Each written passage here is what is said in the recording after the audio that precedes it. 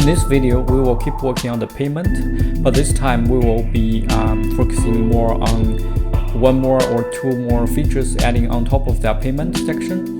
And along the way, we will do the clean code, refactoring, and the TDD stuff as what we have done last time.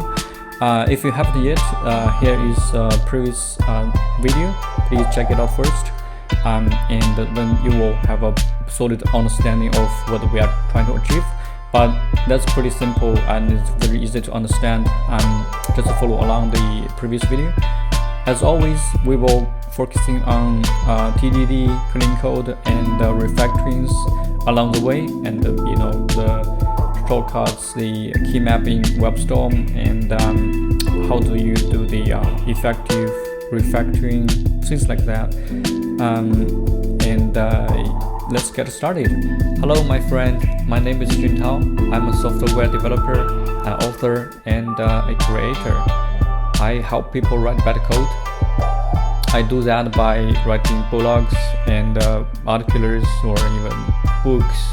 And I also create the videos for people who want to learn clean code, refactoring, test-driven development, and many other things in software development.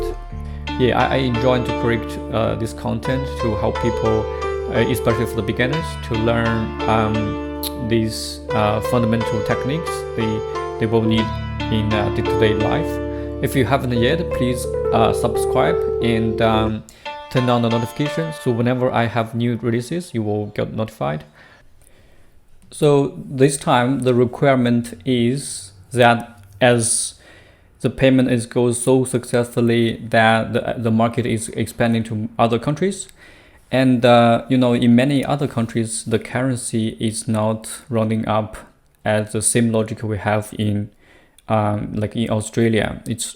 So for example, in Japan, we want to like round up 0.6 or 0.1 dollars. It looks like literally nothing.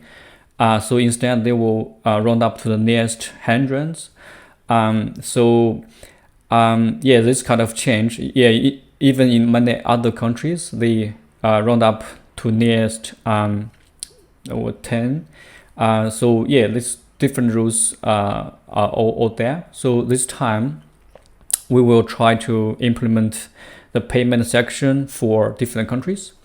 So we can start with one test for Japan market. So if we look at the current implementation, we have the payment section itself, which is using the hook called use roundup that will do the calculation stuff for us. So we probably will put some logic here in a hook, or in arrange some logic here before we actually invoke the calculation. So we can start from the test. So we have already got a bunch of tests for like common markets, and we can group these tests into one section. Let's say we can have one more describe, maybe default or like Australian market, and we will group this whole thing into that block, like so.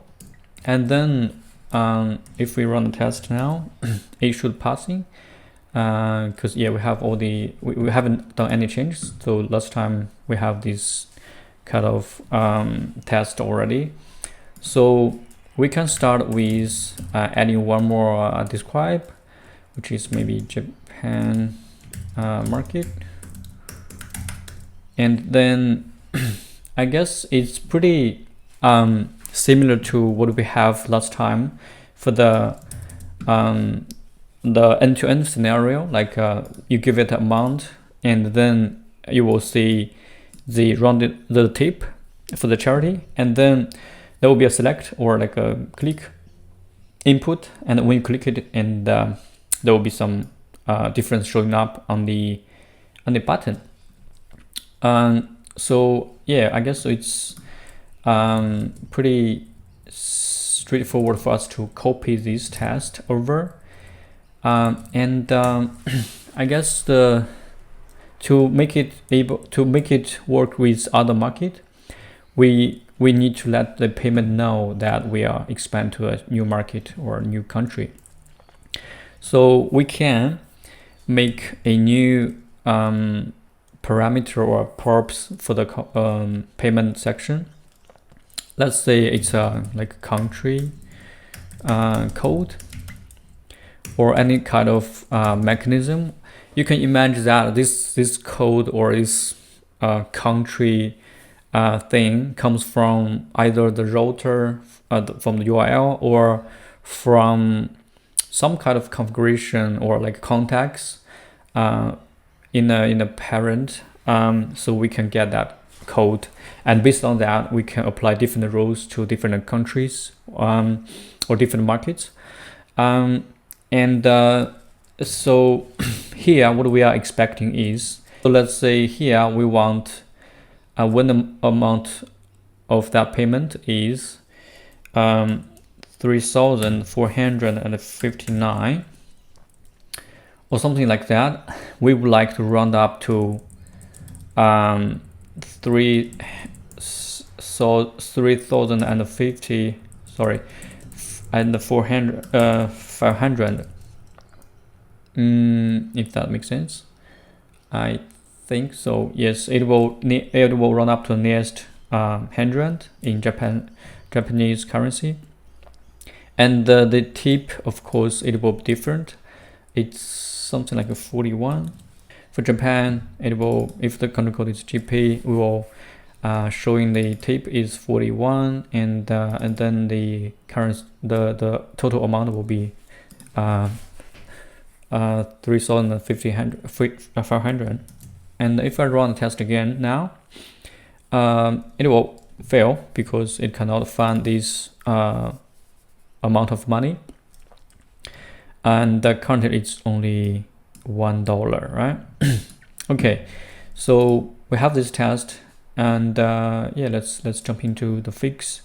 So this country code we are adding, we can make it a optional parameter maybe, and it's optional string, and by default actually we can give it something just to avoid some exceptions at runtime. Maybe we can give it Australia, something like that. And if we run the test again, it's still not working. Yeah, of course, we are not applying any changes yet. So if we look at the amount and the tip, like the thing we are going to show on the page, they all come from the hook. So I guess that's a good place for us to put the logic there. And along the way, we need to expand this use roundup with one more parameter. And for yeah, here we need that too. So now let's start to modify this. And here we want to say, come on, pass me a country code. And yeah, so and now at least there's no compiling error.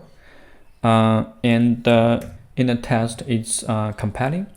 And if you run the test again, it will fail because yeah, we haven't added the logic yet.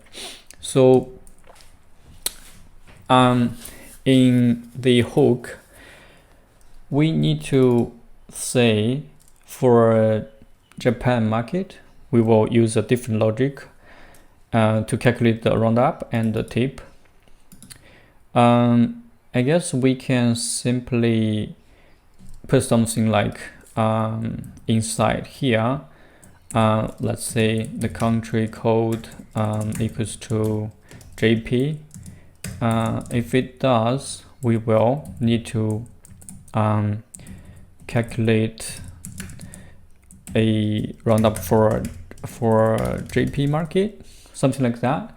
And similarly, we will need the similar check for the tip. Let's so for example, we need to do this, and we need to have a new function to calculate the tip for JP market, like that. So yeah, the problem is we currently don't have this function. So if we option enter, it will suggest create a function. Okay, let's create it, and choosing the destination scope, which is will be in a top, and yeah, that's the function. And for, I guess it's expecting a number here, so we get the 0 for now.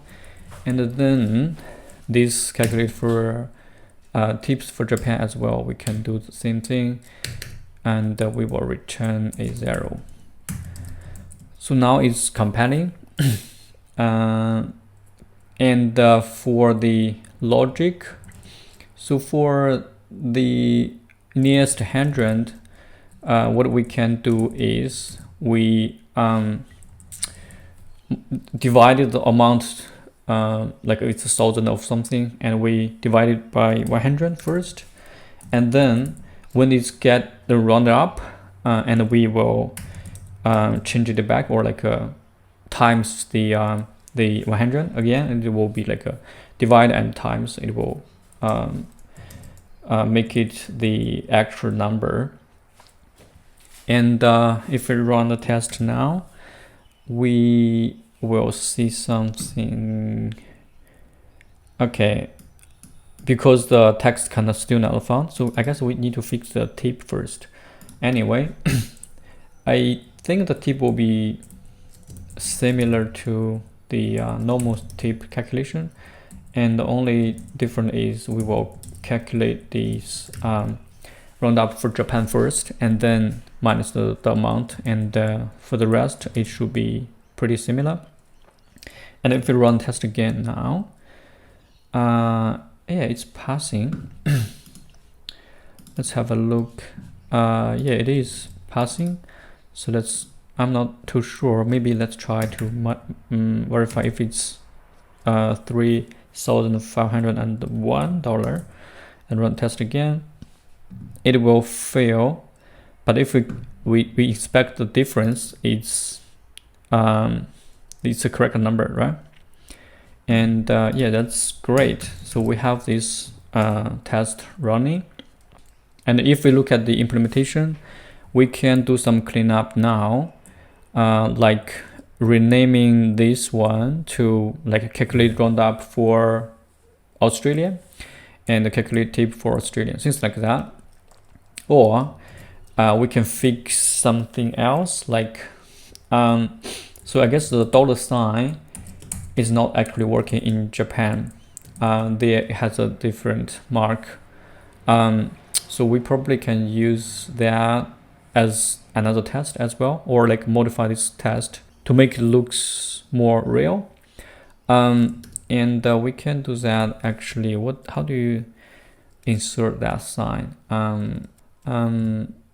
And what is the Japanese currency sign? How do you see that? Yeah, it's like this one. We can modify the test like so to make it more real. And if we run the test again, it will fail because it cannot find this fancy thing. It's still the $, right? And to fix that, let's see how the message is formatted. So currently it's formatted by, yeah, the $, is hard coded here as a $sign. We will need to change that to the correct one. So we need to, like, based on a country code again. So we need this to pass into the format message, And in the format message, we will want to check, let's say $sign country, country code equals to JP or not. If it does, we will use this sign, and otherwise it will be $. And then we will use this sign in here. Oh, sorry, it should be wrapped inside this placeholder. And then the message will be correct. Let's run the test again. And yeah, now it's complying something else. Thanks for your donation. But yeah, the button is still having this $sign here. So we can, it seems we need this logic as we kind of need to reuse this logic here as well. We can either do it inside this file, or we use the same function. We can extract a function to calculate the $sign by country. I think we need to do that right now.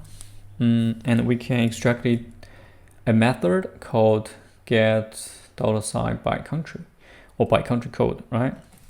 So you do that by using extract method, which is command option M, and it will be global get $sign by country code. Right? And then you have it, and we can probably inline this one like that. Or we can simplify that by just saying get $sign like that, or yeah. And for the other place beneath, we need to do the same thing here. Get $sign by that. We pass in the country code. That will do the job. So if you run the test again, it will pass again. So now it's using the correct $sign for Japan. And I feel we probably can have a method for this too, because it's start to like you are composing two strings, or concatenating two strings into a final string. Yeah, I feel we need a string template here to do this kind of thing. For the country code, it will be this, and then we need the total to be here. Like that. And then we can extract this as a method called format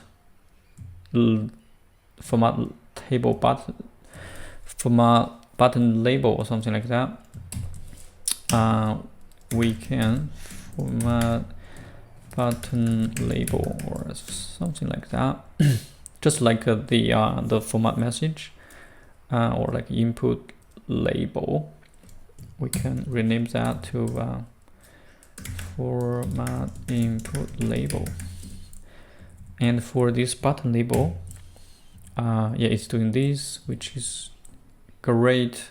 And if we run the test again, it's still passing.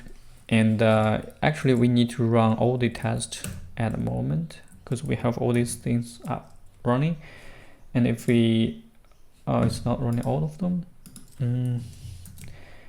Oh, sorry, I guess I pressed the wrong shortcuts. It's Control-Shift-R for all of them. So now it's running all. Which is good. We finally have this kind of thing. We have a format label, input label, format button label, and two different functions. Actually, I prefer to using this arrow function. You can do that by option enter and convert to variable holding arrow function. That would be much simpler, like this and like this. And also you can format the whole code if it looks a little bit hard to read. You can do command option L in WebStorm. It will format this much nicer. One more thing I normally would like to do is extracting a type for the parameter. So previously it's only one props in a payment component, and now as it's growing, we can extract this as a type. So in WebStorm, you can do that by command. Command Shift A for action, and then you can type something like extract type. It will give you some hint like this is a refactoring. It's type aliens, and you can do that by just give it a name, payment props, and now you have a much nicer interface definition. And normally I would slide it to the top, or like at the very beginning of the file, and then you have a much cleaner look at the component, because it's much shorter. If you have a list of like 3 or 4 props, it's much more readable than these the inlined ones. Cool. So we have this payment, and it's handling Japanese currency as well as the Australian dollars. That's great. So if we look at the roundup function here, there is a few things we probably can do better. Like we can inline this kind of what do you call that? We can rename this function to calculate roundup for Australian, let's say, because it's default behavior for Australian. And for the calculate tip, we need to rename that as well for AU. And also what I like to do is I normally would convert it to a variable holding arrow function, like so. I think it's it's much readable in this format. And if I comment option L for formatting, it will give it another commutative, and it will make it more readable, I guess. So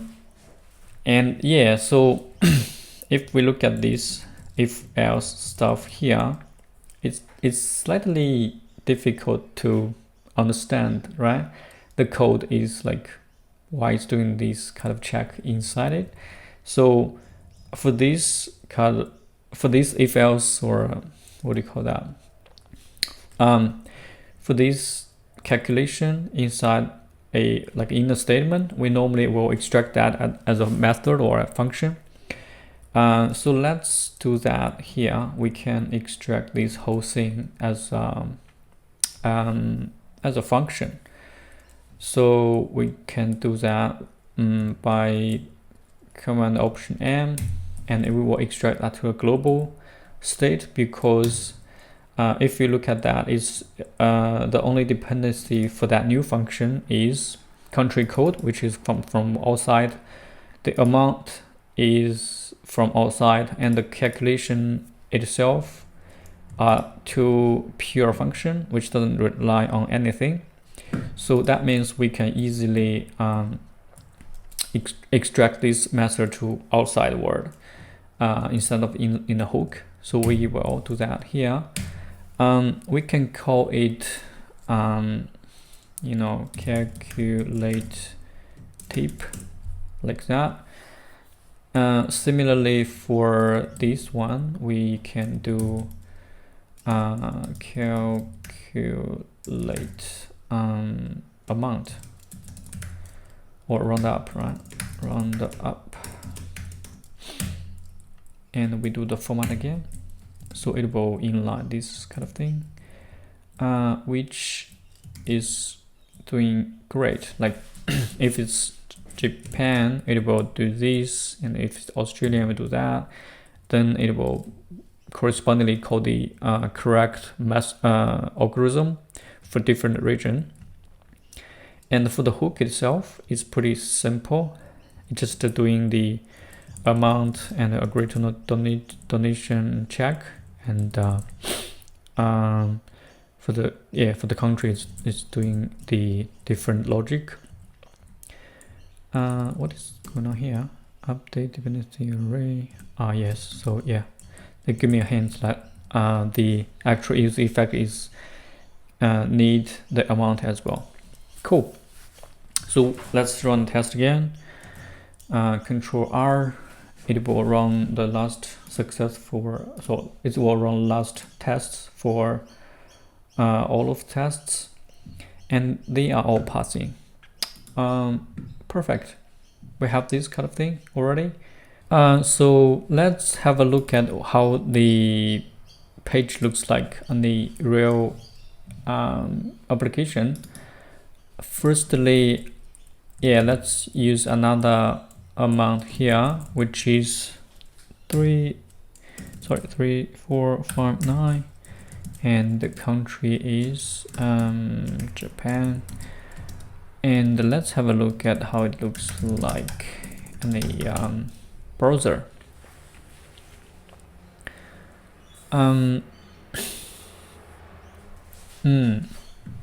It seems it's working, right? So if you click this, it will doing its job, which is good, great. And for the other one, it's still working as expected. Great. And the currency sign looks good. It's rendered correctly as well. That's fantastic. Let's have a look at the further requirement. So just like Japan, in Denmark, which is a different country, they use a different currency. So in Denmark market, they have the similar logic. They need the similar logic for customer to round up to the nearest tens. Like they are not like Australian. It's just round up to the next integer, or Japan for the next 100. They are different. They need to round up to the nearest tens.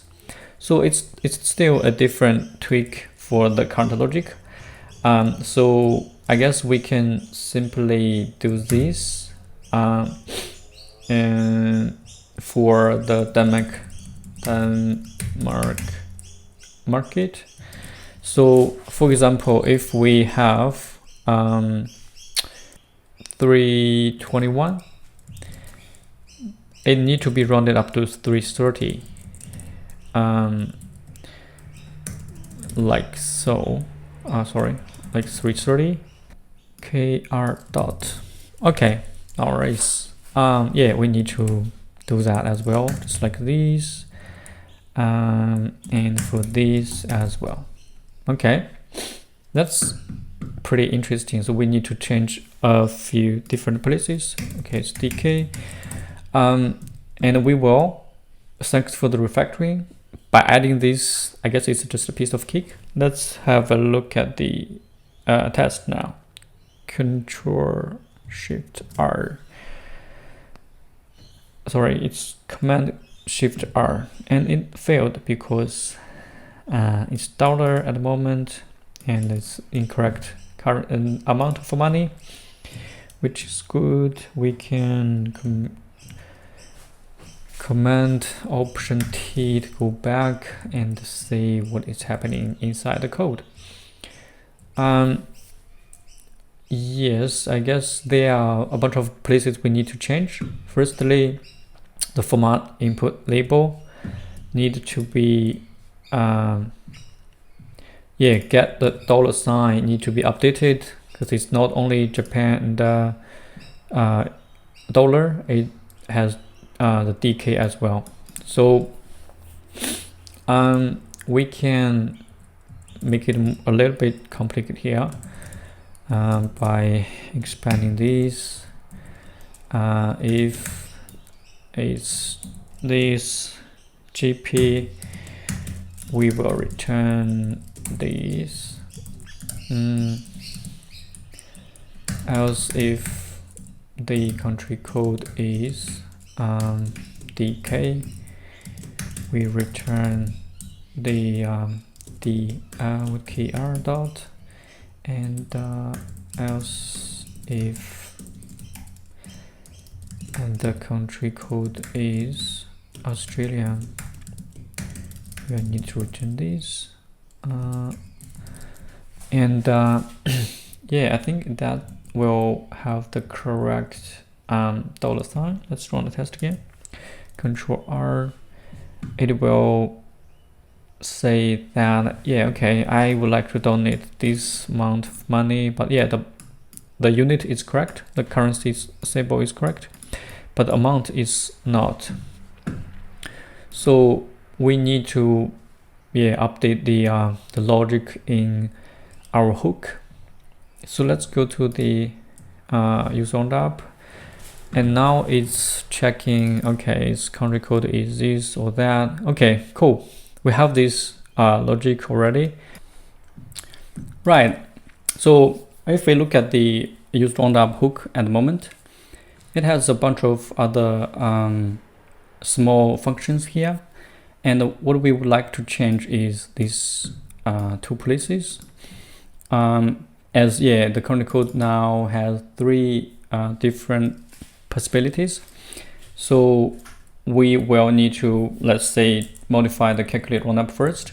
It will be if else stuff. We can like extend that first, and if you do Option Enter, it will, that is a shortcut, like replace this question mark with if else, which is great. That's what we're expecting, right? So else if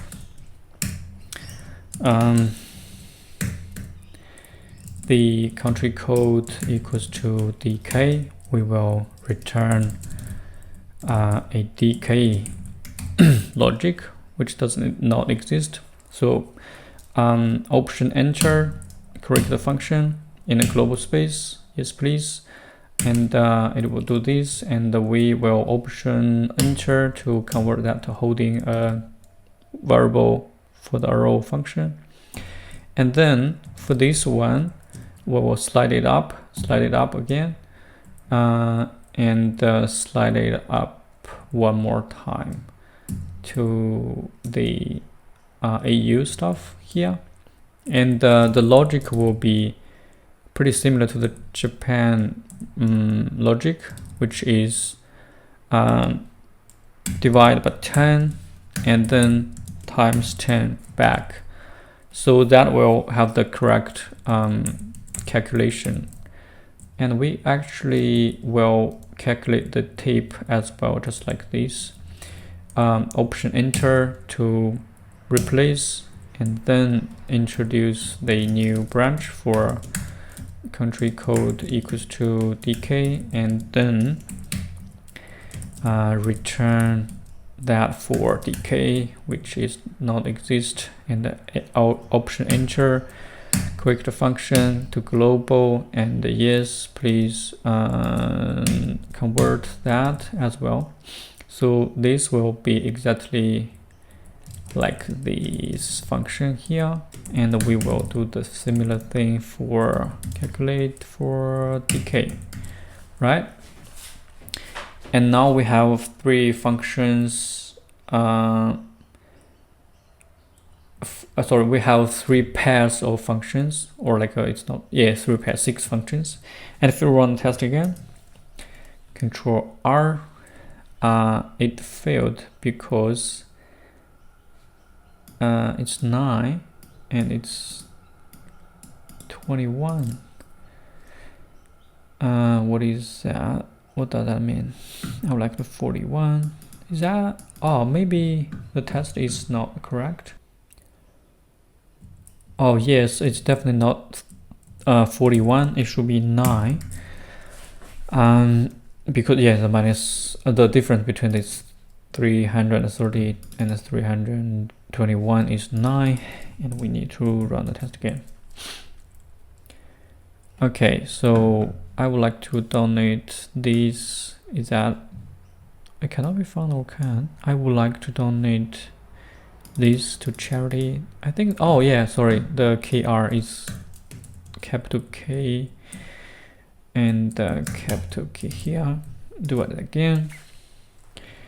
Cool, it's all passing. And if we run all the tests, Control Shift R for all of them, and the Japan, Denmark are all passing, as long as well as Australian market, which is great. So we have this formatting correctly and round up correctly. Brilliant. Now let's go back to the payment, have a look at what we can optimize at this stage. So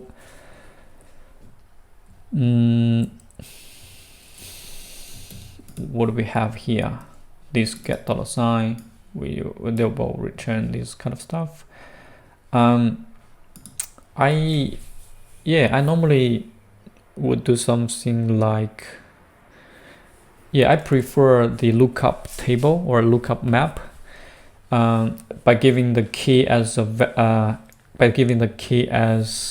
the country code, and the value will be the currency sign. So for example, if I want to convert this into a map, I don't think there will be a shortcut for that. But you can actually replace the if with a switch like that. Look at that, it's pretty good. But yeah, I think I would like to try something like this.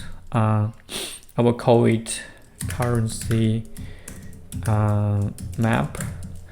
It will be, the key will be the country code, and the value is the actual sign. The decay will be KR dot, and Australian will be this sign, $sign, and we will return currency map, whatever we found in the country code, right? So let's run the test again. It's passing, but as you can see here, there is a warning. It's basically saying, okay, I cannot, so in some cases, because it's a string, but this map expecting something like this. So I guess we need to introduce one more type here, which is country code. That will be either JP or DK or AU, right? And you want to pass it into the as a country code, okay, that will be okay. This will be country code again, and this country code, and for the coding place, from tab label country code, yes, we are not accepting the string here. We should modify that as a country code, which is type safe. Then whenever a user want to pass in something for the country, they have to choose from either the JP or EU or DK. And as long as we expand to other markets and we want to new country code, that's totally fine. We can just update the type. That will naturally work. The only thing left is, I guess, these two need to be updated altogether. Like they have to be synced. Like when you change this, you must change this. Yes. I guess this is pretty good. And we can put this formatting logic into somewhere.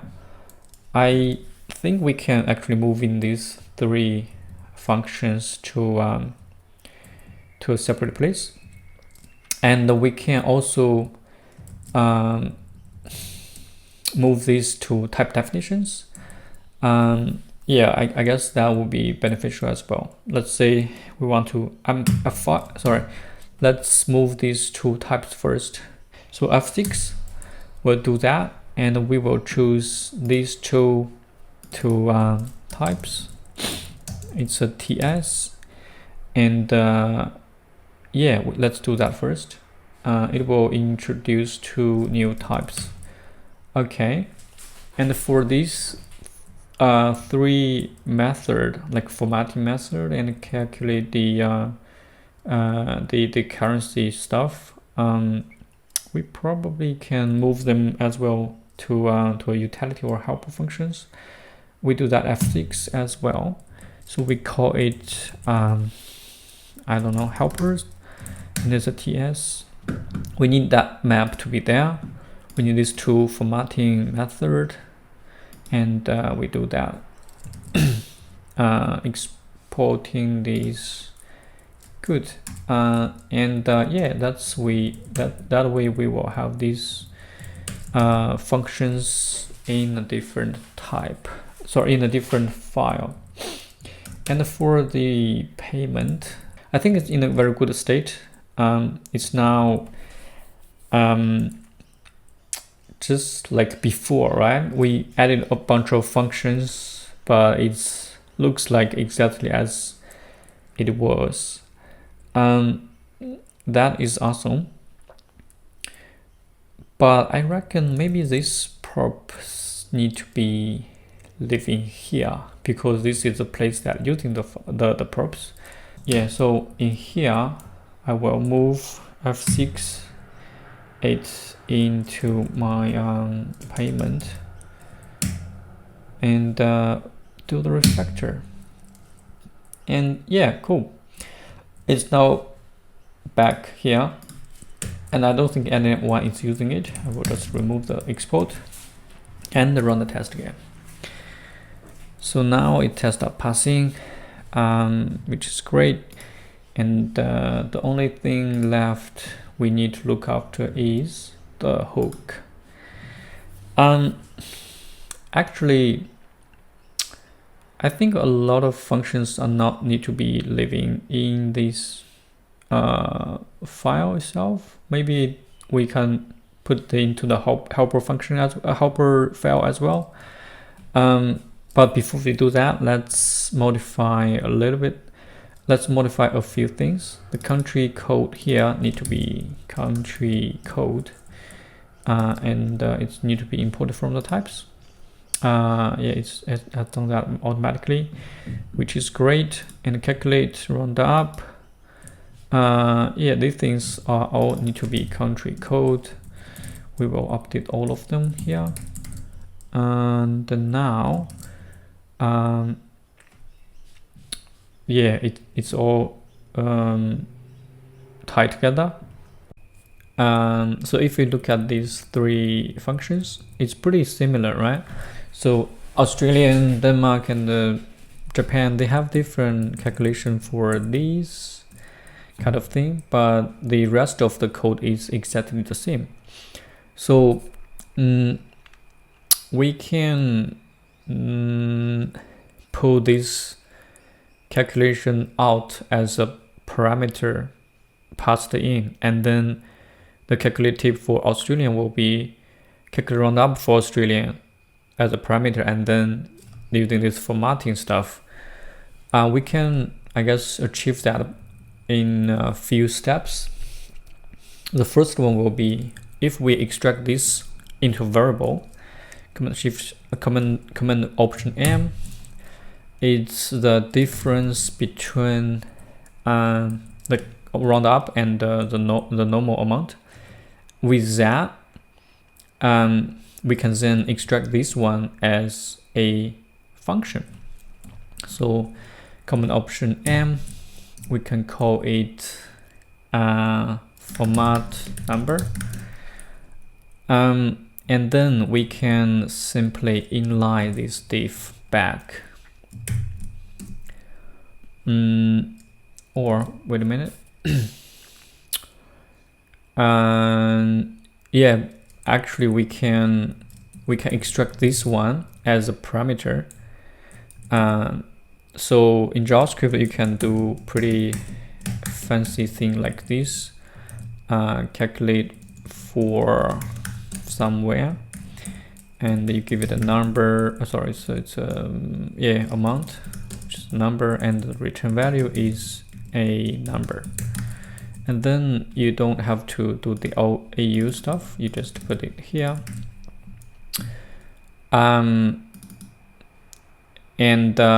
Yeah, so of course this is not for Australian anymore, and it's for and the calculate for Australia will be you call the method for with the parameter calculate roundup for Australia, and it will return exactly what it is before. And then now you can actually inline the function back, the div, sorry. And here you do convert this to a method variable like that, and rename it to a number, number. And yeah, for the rest of these you can do the same thing, but just like that. And this is DK.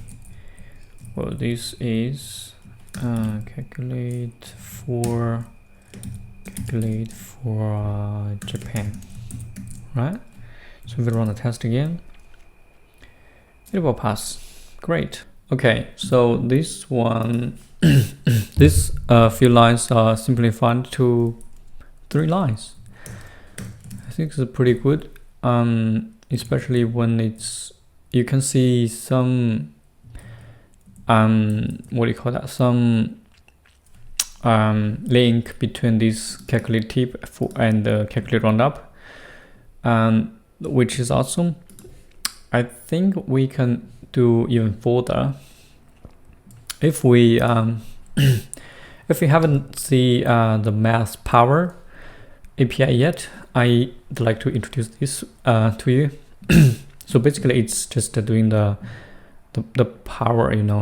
You passed in the base and the exponent, you will get the exponent number, right? So for example, normally the base will be 10, like 10 exponent 1 will be 10 itself, and the 2 will be 100. Let's calculate the 10 exponent 1, 2, and 3, and you can have a very explicit, you have a more direct understanding of what is happening here. So Math.pow 10 the base and 1 as an exponent, you will see this 10 here, and 100 is for this. Also, if I can put one more here, which is 0, which it will change into something like this. I guess we can use a similar thing in our calculation here. So if we look at this number 4, the roundup, the algorithm actually doing, let's say, 1 here, and divided by 1 and then times 1 back. So you can see 1, 10, 100, right? It's pretty similar of what we are doing here. So 1, 10, 100. We can actually use this power exponent with a 10 as a base to extract this even further. So let's have a function called calculate roundup 4. We can give it exponent, which is a number. Actually it should be, yeah, it can be 4, and then amount, which is a number again, and the expression here will be something like this one. Is Math.pow 10 as a base, and exponent minus 1 is the exponent, and for the times back, it will be the same thing here. And if we format that a little bit, it will be something like this, and we can actually wrap it inside the bracket and return it, and we will extract this as a variable. Let's say I don't know, power, yeah, something like that. So then our like a roundup for Australian will be simplified to something like 1, right? And for this one, it will be 2, and this one will be 3. Right?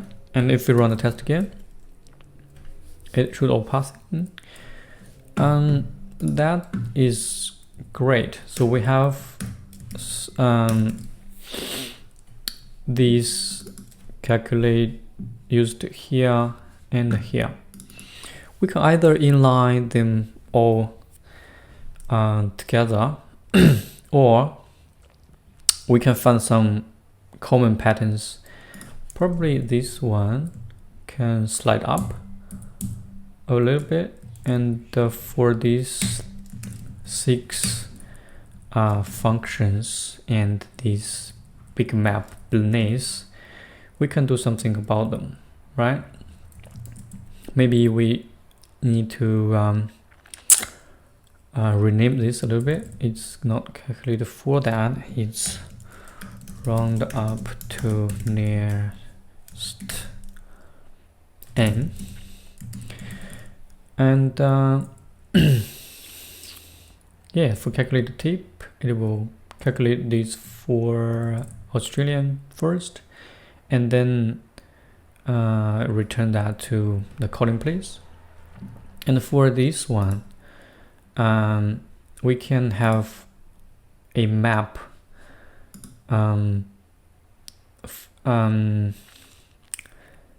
with the key is the country code, and the ID, the value is a function itself. We can do that by extract a algorithm map, and for Japan it will be Japan. For DK it will be dk, right? And for AU, it's AU. What this map does is, for the roundup, it returns whatever you passed in, right? Just return algorithm map and the country code, and that's it. So we can slide this up and run the test. Good. So, and for this one, because this calculate tip for Japan comes from collect tip 4 and this function, but the function itself can be found by the algorithm map, right? So we can do something like return calculate tip 4 and algorithm map country code. Sorry, it's country code. Is that right? If I run test again, Ctrl-R, and yeah, it will pass. So we don't need this kind of temporary function anymore, and the only thing left is these 3. And for this get function, we can simply inline it, and for this one as well, we can convert it to a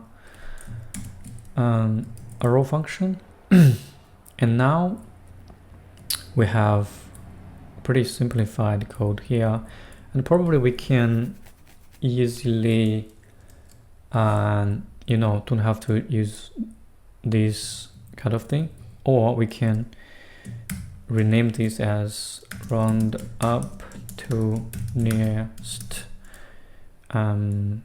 integer, and this one will be round up to nearest 10, and this one is round up to nearest 100, right? And this will be, just give it the order like so. And I think we are in a good place now.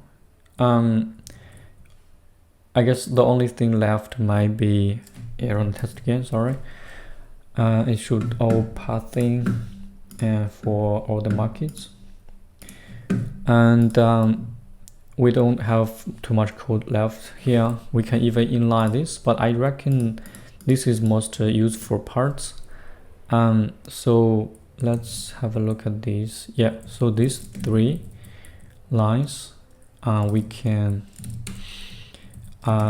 move them all together into a roundup for helper. Let's say F6 to move these 3 and the internal function into a place that called roundup logic, something like that.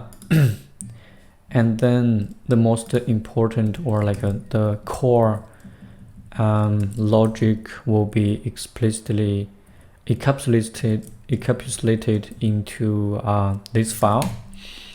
I guess for all these things can go to helpers, and actually this one will be the only, so these 2 will be the only public API. And so let's do that. Move them to helper ts. You want this format to be there. Calculate tip 4 as well, the map, and these 2. Once we have moved them to the new place, I think it's, so the format number is a private function, and the calculate toTip is a private function as well, this one. And the only two that public is the get calculate roundup function and the calculate toTip function. And in a hook, it's calling that two function to get the corresponding roundup logic and the tip logic by country code, and then everything happened just here. So the benefit of this is that whenever we want to extend one more country, I would say currently it's in a very good state that the logic can be easily extended. Like you can add new countries with only one line change here, and all the other roundup logic and the tip calculation will be automatically working. That's the most great part of the refactoring. And yeah, also we have all the test passing with no problem. That's all I have for today. Yeah, I admit it's quite a long video. It is quite a long video. We have implemented Denmark and Japan market with different roundup logic. And after that, we have done a lot of interesting refactoring, even the high order function stuff, and make it the code in a very good state that easy to be extended, or I guess for even for many other countries with different roundup logic, we can easily either add one more roundup nearest 1000 or something like that, or we can easily using the existing logic like a roundup to nearest 10 or hundreds like that. And yeah, as you can see, the refactoring or TDD is an iterative process. You always start with something small, and you have tests to cover all your further changes.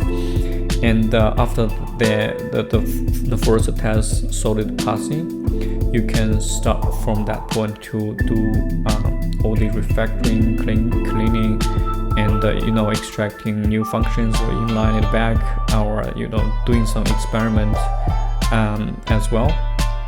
I think that's the most powerful feature of TDD or refactoring.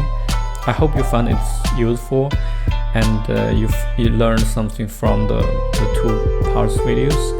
And if you have any questions, please comment below, subscribe, and then turn on the notification as well.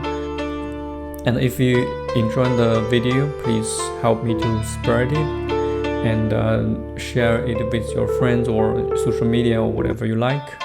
And until next time, see you.